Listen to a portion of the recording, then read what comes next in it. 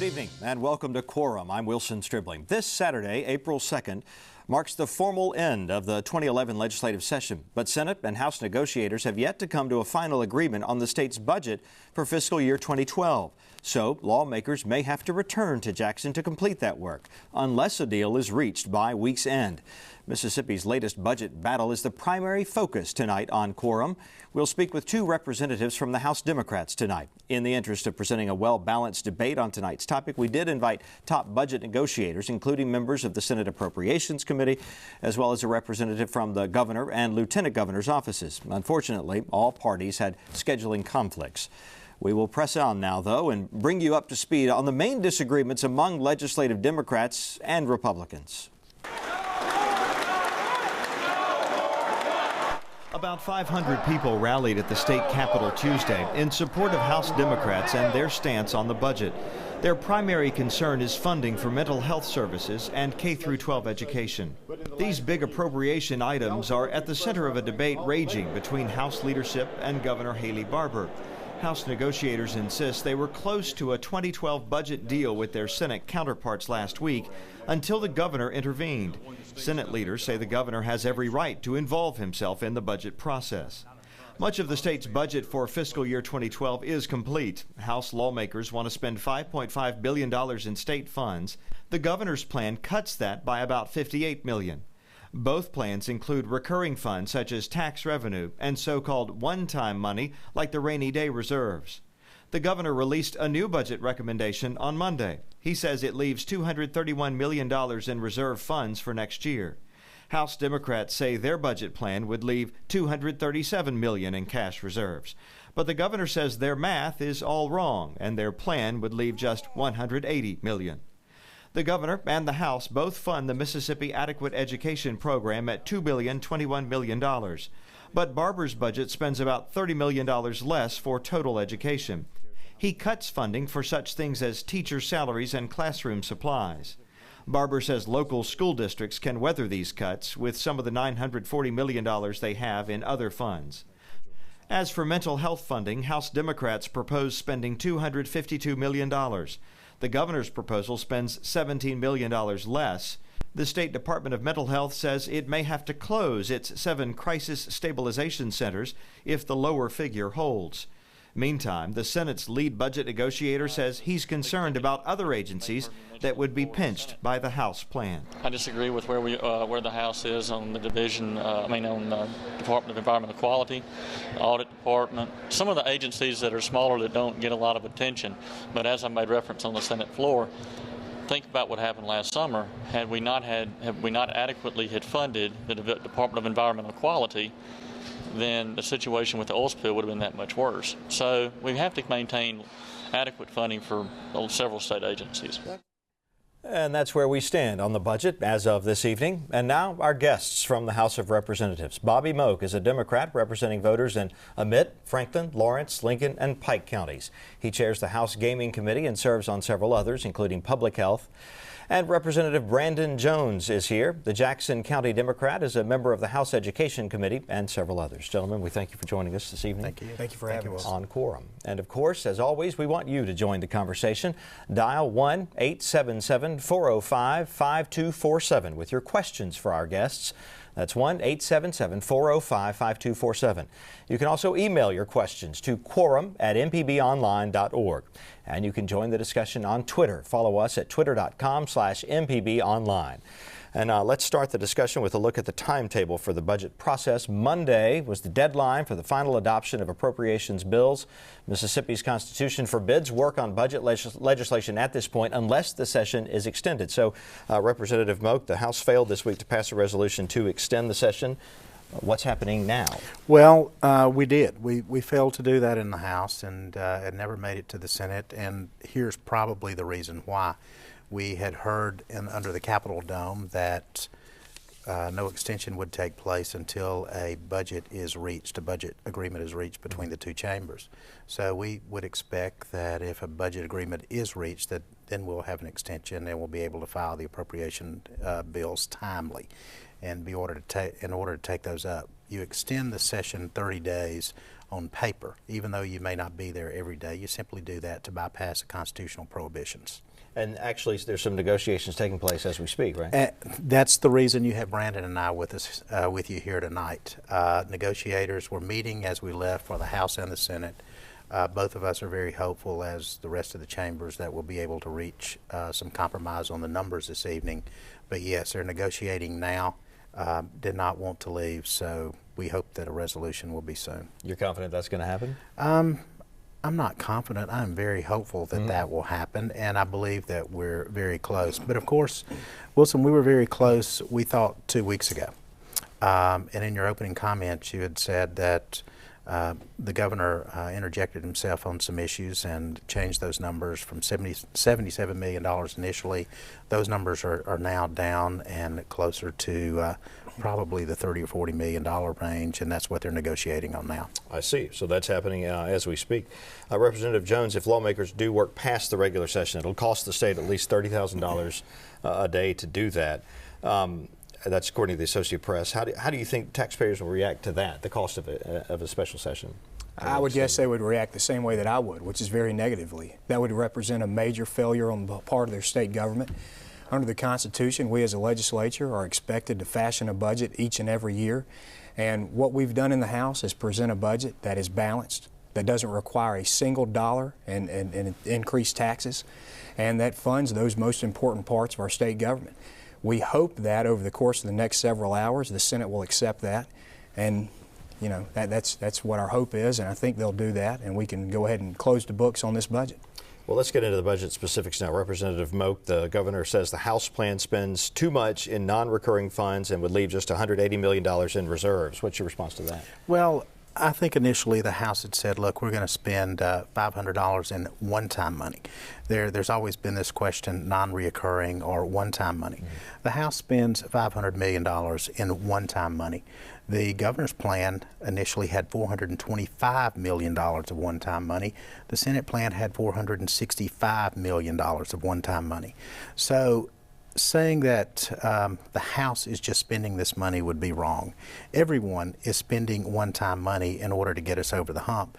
And some of the biggest humps we've gotten over lately have been stimulus package money as of late, and before that, Katrina package money.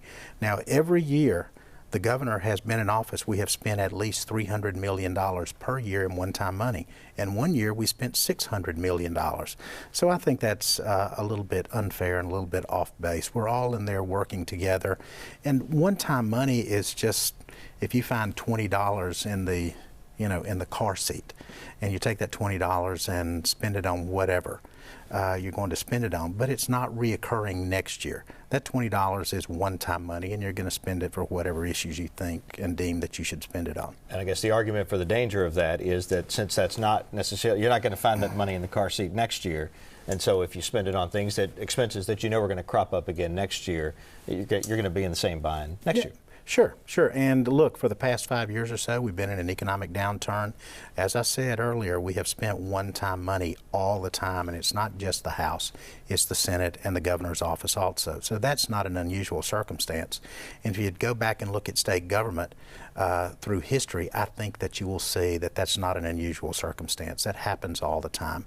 Just like this year, we found $48 million in Medicare that had been overpaid, so we were able to take that money back, throw it back into the budget. Just some things like the Attorney General has settled a pharmaceutical case. They gave $20 million to the state. That's one-time money, but we put it into the budget and we spent that. Those are just a couple of examples. Do you think that's the best use of one-time money? We just put it back into the general budget? Or what do you do? Well, what are you going to do with the one-time money? Would you like to just stack that up and never spend any of it? I think it's not prudent to factor that into the budget process somewhere. Now, there's always not enough one-time money to get us in such a tremendous hole that we can't dig ourselves out. But we have to be prudent with the funds that we have on a yearly basis. And I think that's what we're all trying to do, the House, the Senate, and the governor's office, and look at how you best spend those one-time funds. Well, as of last Saturday, all three plans, the one from the House, the one from the Senate, the one from the governor, used well over $400 million in one-time money, approaching 10% of overall state spending. Do you see that as an indication that the state services have grown too large to sustain? No, because I think you look back in history, you will see that state government has done this. It doesn't matter if it's in the 2000s or the 1990s or the 1980s. There has always been the issue of non-reoccurring monies, one-time monies. In state government, because we are opposed with the issue of having a balanced budget when we leave this session, in every session since 1890, I suppose. So you have to prudently take those funds and put them where they best serve the people of the state. And I personally believe the state shouldn't be a banker. We shouldn't just hold large amounts of money. We should actually spend those funds on the services that go to people. Then if we do get to the point and say services are not adequate, that's when you have a conversation with the state and the taxpayers and say, would you like these additional services? And that's how taxes are brought up. Well, but there's no need to tax at this point. And Wilson, if I may jump in here, these things don't happen in a vacuum. The House doesn't prepare the budget one year and then the next year it's the Senate's and then the next year it's the governor's. These things happen in tandem. We move it through the process, the House and Senate agree, and then the governor signs off on it. This governor has signed off on $600 million of one-time money in one single year. We're talking now about $200 million less than that. And so we have all been adjusting. We have all been looking at the numbers, doing the best that we can for the state. And really the most prudent question is what's at stake? And right now what's at stake is K through 12 education funding, homestead exemption, and community mental health centers. You can make an argument that if we don't fund those to the level being proposed currently by the House, it will be passed along in a tax increase at the local level. And that's just plain and simple. It's not fuzzy math, it's not hidden numbers, it's just where we are as a state. Talk about the difficulty, if you would, of replacing these large amounts of federal stimulus funds that we've mentioned that came to Mississippi by way of the Obama administration. How do you make up for sort of a windfall like that that's not going to come back? Well, I don't know that we do completely. I think that what you will see reflected in this budget is pretty austere cuts. I mean, you will see cuts throughout. You heard a moment ago Senator Davis talking about some of the places where the House has cut that he's not happy with. And that's part of the reality here, too. If you look at this budget line for line, item for item, you'll find that the House is behind the Senate in some areas, and we could make arguments that those are important areas. But the truth is we've had to scale back, and that's what we've done. And that's why I think we should be proud as Mississippians that what we're arguing about is how much we want to leave in the reserve tank. And that's an important thing for people to recognize. There are states across this country that are having far different conversations than that. And I think that's part of what makes the current negotiation so silly. I think in most any other state in the union that's crafting a budget right now, this thing would have been put to bed a good 48 hours ago. So you think they'd be happy to be in our shoes? Well, look, it's not easy to do a budget in Mississippi, and hats off to our budget negotiators for somehow managing to cobble it together year after year. And I know we have a lot of people out there who rely on this state budget who recognize that it's not all that it could be. But we have states that are looking at significantly larger deficits than what we have. And what we're talking about is whether or not we leave $237 million in reserve funds or another amount. And so I would say that when you look at that for what it is, that's a fairly positive thing for Mississippi. Wilson, let me jump in there for a second, because one of the things the governor has wanted to make sure that happens is that there are reserve funds left. And under everybody's proposal, House, Senate, or the governor's, there are reserve funds that are left. Then to your points about how do we make up for these lack of federal funds that maybe are not going to come in, Katrina, the latest stimulus package money, the state of Mississippi, and in our budgetary process in the last 4 years, we've cut $500 million or thereabouts from the budget. $500 million we've cut, and if you look at that over all state agencies, that's about a 12% cut. Now we're doing some of the things that we knew would happen because we have lower revenues, because we don't have as much federal package money in the state anymore, if you will, and that is we're arguing over who gets cut. And that is the issue. That's what it's down to, and that's what it will be down to until we have some sort of great rebound, but none of us are counting on that at all. We're looking at, as our analysts tell us, a very, very slow recovery. So we're keeping money in the bank to take care of what the future may hold, but we're not going out bolstering up programs either. We're being very conservative, I think, in all of our thinking in both of the chambers under the dome as to how we're moving forward on this process. I do want to point out, as we did at the top of the program, that in the interest of presenting a well-balanced debate on tonight's topic, we did invite top budget negotiators, including members of the Senate Appropriations Committee, as well as a representative from the governor's office, the lieutenant governor's office. Unfortunately, all the parties had scheduling conflicts this evening, some of them involved in the budget negotiation process as we speak this evening. I want to turn to the phone lines now. We have a question from Rhonda. She's calling from Ridgeland. Rhonda, go ahead with your question, please.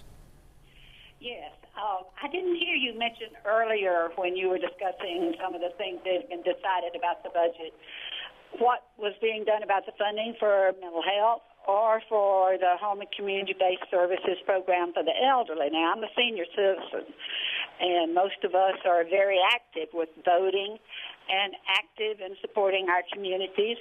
There's a long waiting list right now, waiting to get into those services. Next year, there'll be more people on that list. What will happen is many of them will have to move into a nursing home. That is even more expensive than funding the home and community-based services program. And most of the seniors do not wish to go to a nursing home. If they end up in one, it will be the legislature who forced them into that because they didn't have another option. So I am concerned about that. I know the funds are there right now, a surplus of funds, and I know that numbers in senior citizens is growing every year. Representative Jones, you were nodding your head as she was talking. How do you address that? Yeah, Rhonda needs to call her state representative and thank that person for voting to cover both of the items she just mentioned. They're in our budget. The community-based mental health services are crucial to this state, and it's something that we transitioned to not too long ago. And what these services provide is a way to get immediate service whenever there's immediate need right there in the community. And what we have found is that keeps people out of the hospital system. More importantly, it keeps them off the streets and out of jail. And what we will see if these 7 crisis centers have to close their doors in the coming days is a major situation, just like Rhonda described, where we see an uptick in what's happening in our jails. We see an uptick in what's happening at our hospitals. It creates a public safety concern, it creates an expense concern on the local level, and it's absolutely unacceptable. And we also have to do a better job of taking care of our seniors. And so what our budget provides for is exactly the type of services that she's describing. We do have people who are living to a later age, which I think is a good thing. We're getting healthier. It's positive. But with that comes, new and unique challenges. And so our budget provides for that. And so, Rhonda, we appreciate that. And hopefully she'll reach out to her senators and make sure that they look at our numbers on those 2 budget items. All right. An editorial in the Clarion Ledger newspaper in Jackson summarized the budget dispute as a choice. That between education funding and healthy financial reserves. Representative Moak, do you agree with that characterization? Well, to some degree, we can have a little bit of both. I don't think we're far off on the numbers, but K through 12 has been part of the battle here on the budget numbers, and those have fluctuated from $30 to $60 million. I think we're probably in the lower numbers on that range right now. But if we cut those dollars, those dollars to K through 12 education, we're also cutting dollars to vocational education at the local school levels too. A lot of that is a continuing effort that the local schools have to make to draw down federal funds. That would be a mistake, I think, to cut those. There's been some talk also about teacher classroom funds, which may not be a lot of money, $200 to $300 per teacher, but overall it's $6 million in the fund that can be used for classroom supplies and those sorts of things. And I think the main issue is, if we make cuts, do we really need to make those cuts to K through 12? And we in the House think no. There are also some other important areas. District attorneys have been cut $800,000 under the proposal that the governor has issued. Homestead reimbursement, $12 million. All of those things have to be made up at the local level, or you don't get those services. You don't get your credit for homestead exemption. Local taxes would be raised in order to pay for the K through 12 cuts. And just in Mississippi, 70 school districts last year alone raise taxes. And we know how that works at the local level. That will kick in. Additionally, libraries, your local librarians and the libraries that serve our communities, their budget is cut 20 to 25%. So some big numbers there and a lot of things that locals would have to pick up. Under the House budget, no local taxes would be raised. If these cuts were to be in place as proposed, then you would see local taxes to make up those differences. So we just don't think local taxes are to be raised at this time, and we think we can handle it at the state level and still leave a budget surplus going into the next year. Well, none of the budget plans provides full funding for the Mississippi Adequate Education Program. They settle for level funding, same as last year. So, Representative Jones, how has that impacted the local school districts to keep it at the current level? How has that affected them, and how will it affect them if we keep it at that level? Well, it's a big deal. Obviously, I don't think there's a single member of the legislature that didn't campaign on fully funding the MAEP. If you can find one, I'd like to meet them. And so we all talk about that, and it's a value that I think by and large we share as members of the legislature. But let's be honest, as the budget has unfolded, as the economic times have grown worse, we haven't been able to maintain that promise. And so last year we saw 800 teachers laid off and 1,200 other employees of the school districts. Well, that's a bad thing. I think we could all agree with that. And so that's been the effect. I mean, that's what it has meant not to maintain our commitment at the MAEP level, 2,000 jobs in just one single year. And so what we recognize in both the House and the Senate is that it's part of the reality of where we are, that we cannot fund up to the level that we would probably all like to, but we have to, tie off the tourniquet, stop the bleeding. We're not willing to go any further than where we are now. If we go further than where we are now, local school districts will have very simple decisions to make. They can either raise taxes, up millage, and go ahead and pass that tax along, or they can decide to quit teaching the first grade. That's pretty much where we are. And so it's a very serious time. We're not willing to make that move, and so we need to stop it right now and go ahead and fund at this level that we're talking about and not pass along these costs at the local level, because a tax at the state level or on the local level hits your pocketbook the same. And no one is proposing additional cuts, is that right, in education? It's just whether we keep it level or not. Well, that's not a decision that we make at the state level, and so no one ever proposes the firing of people. Or but I mean, to fund less than level of last year, less than what we funded MAEP last year. Not under the formula, but $30 million in other expenses, which goes towards salaries and goes towards these classroom supplies and can mean jobs. All right, we have another caller on the line. Cynthia is calling us from DeSoto County. Cynthia, go ahead with your question, please. Hi. I've noticed that all teachers and on the local level, teachers' salaries are being cut, even in the county offices. Everyone is being cut down in the middle class. What about our upper class representatives, all our state and legislators? Governor, when are we going to see some of those salaries cut and raises stop? All right, gentlemen, how about your own salaries and those of those above you? Sure, we'll take a swing at that. I think the governor has actually had some decreases in his budgetary items. Whether it's salary or not, I don't know. Of course, most folks know what legislators make. What we have done is we don't get paid for travel anymore. I know I just came back from something I had to chair, so of course I paid for that program also. Without getting into the numbers so much, I just I don't think that anybody in state government right now is not willing to help, is not willing to sacrifice in some way. And however you do that through the budgetary process, I think that's happening, and that's happening in the House, it's happening in the Senate. But let me go back just real quick to the things that Brandon touched on for just a second. He had talked about education and law enforcement and health care. the House prioritized in their budget. And they said, we believe that education is a priority. We believe that health care is a priority, i.e. mental health facilities in this case.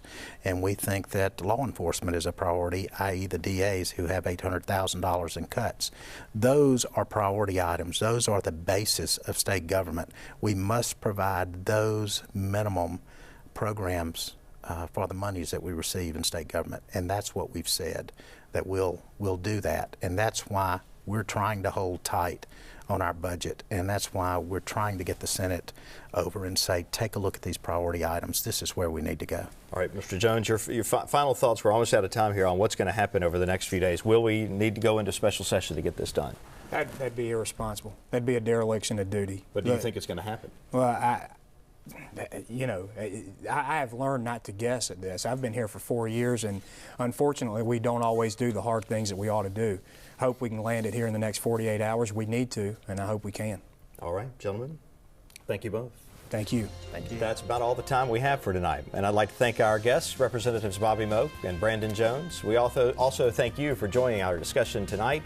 We will soon have this edition of Quorum available for viewing online at mpbonline.org. Monitor MPB News on radio and the web for the very latest on budget negotiations and much more from the 2011 legislature. I'm Wilson Stribling. Good night.